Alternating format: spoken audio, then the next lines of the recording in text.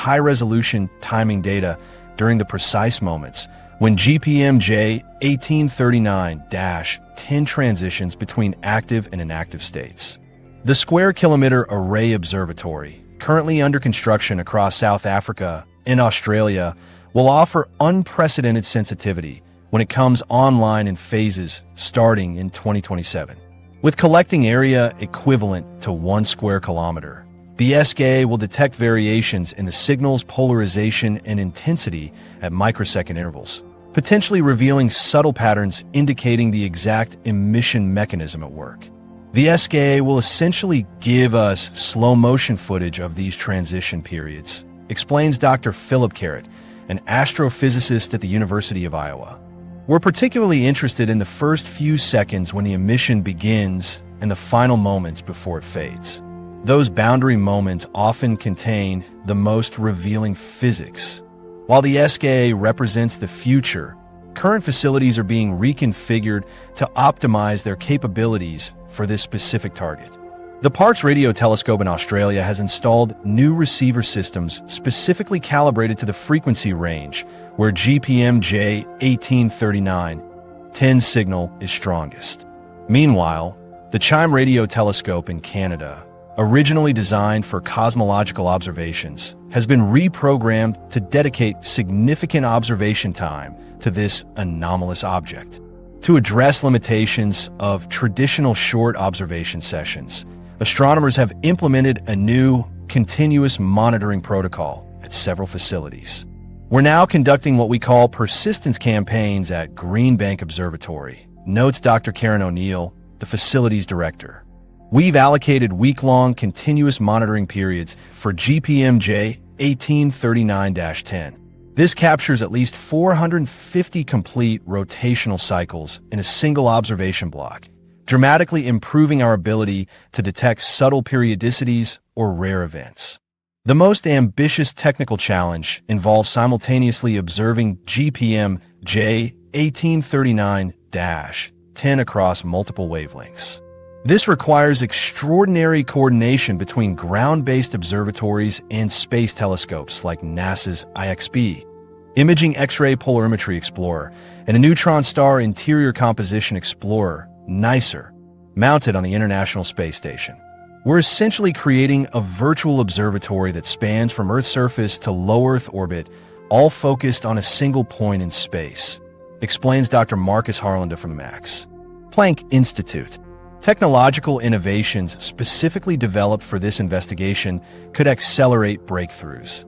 A new generation of wideband receivers capable of simultaneously monitoring emissions across thousands of frequency channels is being installed at major observatories worldwide.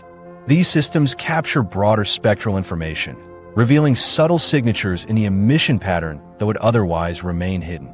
For example, the updated receivers at Parkes Observatory can now detect frequency variations as small as 100 Hz across a 4 GHz bandwidth, providing unprecedented detail about the object's emission characteristics.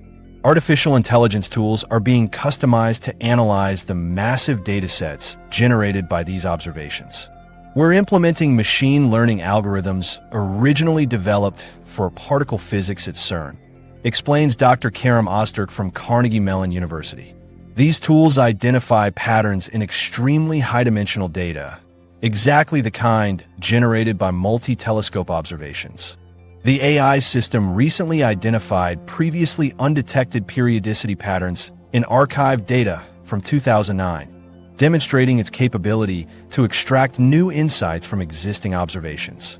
Among the most promising approaches is spectral analysis during the transition between active and quiescent phases. By capturing high-resolution spectral data precisely when the object begins and ceases emission, astronomers hope to identify specific spectral lines that could reveal the composition and physical conditions of the emitting region.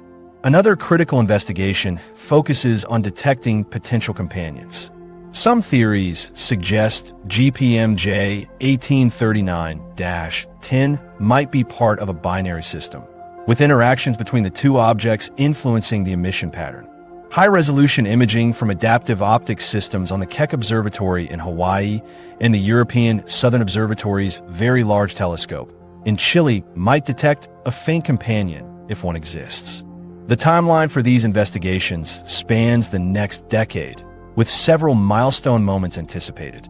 By 2025, enough data should be collected to conclusively determine if the periodicity shows any long-term evolution, a key discriminator between competing models. The completion of SKAO's initial arrays by 2028 promises a quantum leap in sensitivity that could reveal previously undetectable features. This investigation represents astronomy at its most fundamental, the methodical pursuit of understanding phenomena that challenge our existing knowledge, says Dr. Marisa Takahashi from the National Astronomical Observatory of Japan. The global collaboration we're witnessing today may well lead to a significant breakthrough in our understanding of extreme astrophysical environments and perhaps even reveal an entirely new class of cosmic objects. And so the mysterious clockwork signal from GPM J1839-10 continues its rhythmic broadcast across the cosmos, challenging us to expand the boundaries of our scientific understanding. This celestial anomaly exemplifies the scientific process in its purest form. Observation leading to questions, questions driving investigation, and investigation revealing the limitations of our current knowledge. Astronomy's greatest breakthroughs often emerge from unexplained phenomena that reshape our cosmic perspective. Perhaps decades from now, we'll recognize this 22-minute signal as the dawn of something revolutionary. The first tick of a cosmic clock marking a new era in our understanding of the universe's grand design.